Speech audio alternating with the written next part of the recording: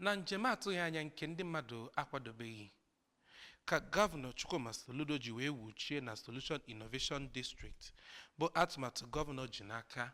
ma bụkwaziri ebe gọvanọ nọ wee gosipụta inwe ya afọ ojuju nye otu ọrụ si aga n'ebe ahụ gwa ndị ọrụ ngo enyere ọrụ ahụ ka ha ka ji n'ume rụọ ya ngwa ngwa ma rụọ onye otu o si wee kwesị. Njem ahụ bụ nke ọ gara iji wee mata ka asụrasụ ji wee deta odo n'atụmatụ ndị ahụ ebe a na-ewu ewumewu a bụ Solution Innovation District Project bụ nke a makwara dịka African Silicon Valley nke ebumnobi ya bụ ịhụ na Anambra steeti bụ ebe mgbaba nke nka na ụzụ ọrụ nka na ihe ndị yiri ya ma kwalite ọnọdụ akụnụba nke Anambra steeti. Ka anyị sonyere onye nta aka anyị Ejike Abana maka akụkọ ahụ n'uju.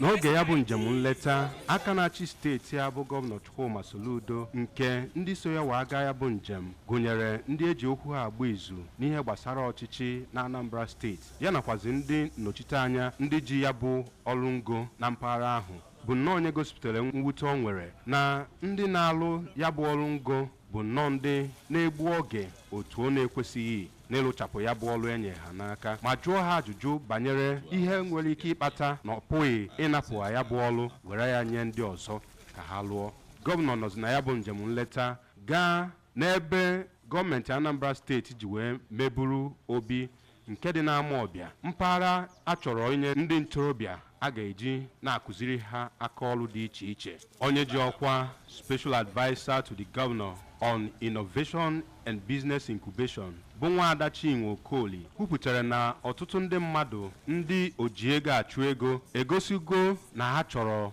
ịbịa na steeti a wee tinye ego ha na ya bụ ọrụ ngo a na-alụ na mpaghara ahụ maka na gọvanọ Chukwuma Soludo na mbọ dum ọ na-agba iji wee hụ na ebumnobi enwere ime ka Anambra steeti chawapụ bụ ihe na-apụta ihe n'uju.